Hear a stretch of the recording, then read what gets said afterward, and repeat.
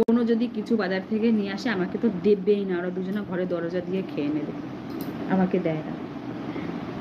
আমি যতই মানে আমি যখন আর খেয়ে প্লেটটা বাইরে রেখে দেবে আমার জন্য, যে শাশুড়ি আছে চাকরানি, শাশুড়ি মা প্লেটটা ধোবে। তাহলে আমি কি করব বলো? আমার মুখ দিয়ে আর কথা বেরোচ্ছে না, আমি কি এমন অন্যায় বলছি? ওর যা মুখ, ও যা বলে গেছে, সে আর আমার কিচ্ছু বলার নেই। আমি আর আজকে আমি কমেন্টের উত্তর দিতে পারছি না, আমার ভীষণ কষ্ট হচ্ছে। গ্যাস হয়ে গেছে, 1 গ্লাস জল পর্যন্ত দেয় না। একদিন আমার হচ্ছে গলায় ভাত বেঁধে গেছে। কি হয়েছে তোমার? আমার খুব কষ্ট হচ্ছে, শরীরটা ভালো না। বাবাকে ফোন করো, ডাক্তার দেখাও। তাহলে ওর বাবা তো বাড়িতে নেই, ওর কি উচিত ছিল? যে রাজকে বলে আমাকে একটু ডাক্তারের কাছে নিয়ে যাওয়া, নিয়ে গেল না। জীবনে তো মাথাটা আঁচড়ে দেয় না, জীবনে বলে না মা আসো তোমার মাথায় তেল দিদি। আমি মনে হয় আমি ওকে শাশুড়ি মা বলি। কেন বলি জানো তো? যে আমি তো ওর সব কাজ করি, সেই জন্য আমি ওকে শাশুড়ি মা বলি। আর পরের মেয়ে কখনো নিজের মেয়ে হয় না গো, এক গাছের ছাল এক গাছে লাগে না। আমি লাগাতে পারিনি, আর হবে না, কখনো হবে না, আমি লাগাতে পারি, আর লাগবেও না।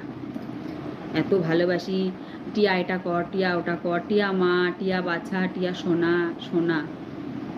পরের সোনা কখনো নিজের সোনা হয় না। আর যদি আমার পেটে মেয়ে থাকতো তাহলে আমার দুর্দরদটা বুঝতো, আমার মায়াটা বুঝতো। ও আমার মায়াই বোঝে না, কি করবো বলো? আর আমার ছেলেটার কথা আর কিছু বলবো না। পুজো আশ্রা করলে কি বলবো, আমার আর কিছু বলার ভাষা নেই, সত্যি কথা। তো তোমাদের পেটে যদি ছেলে হয়ে থাকে তো তোমরা কেউ ছেলে বিয়ে দিও না গো, তাহলে আমার মতন কাঁদতে হবে সারা জীবন। কি তুমি এখানে কি করছো? যাও এখান থেকে, সরো। আমি লাইভ করছি, আমি পরে যাবো, তুমি যাও।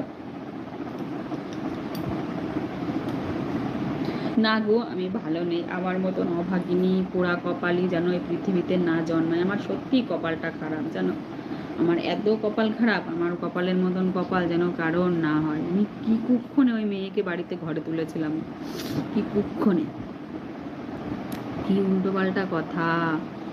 উফ, সহ্য করা যায় না ওর কথা। তো না মনে হয় কি জানো, সেই বিষ দিয়ে যদি ইঞ্জেকশন দেয় না কারোর শরীরে যেরকম হয় ঠিক সেরকম।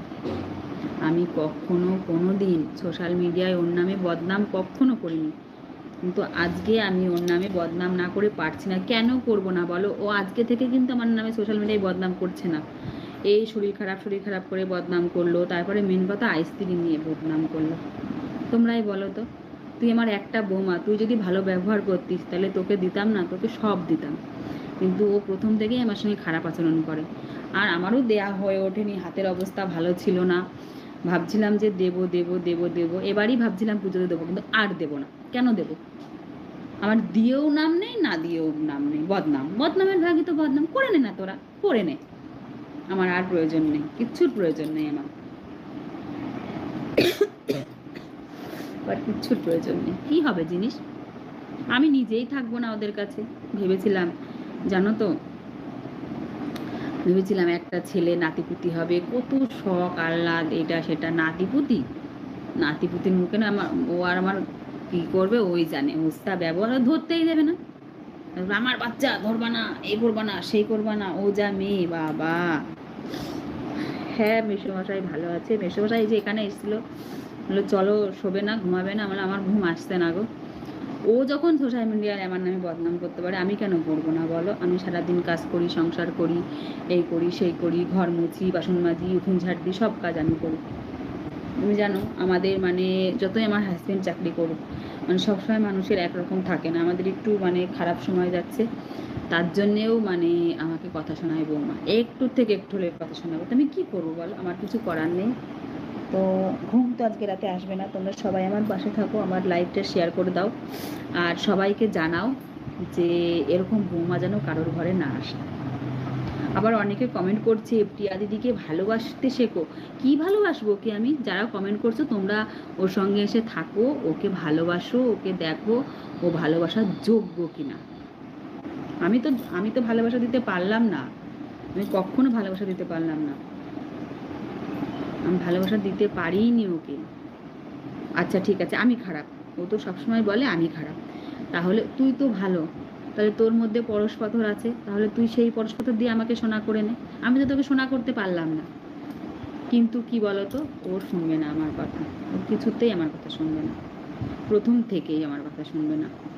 রান্না তো কোনো দিন করবে না, সবসময় রান্না আমি করব। উফ, আমার আর ভালো লাগছে, আমার এত খারাপ লাগছে, এত কষ্ট হচ্ছে, বিশ্বাস করো। আবার আবার হাসবেট ওদিক থেকে ডাকছে, আসো আসো আসো, আমরা যেমন পরে যাব। সবাই এরকম বলে গো, সবাই এরকম বলে।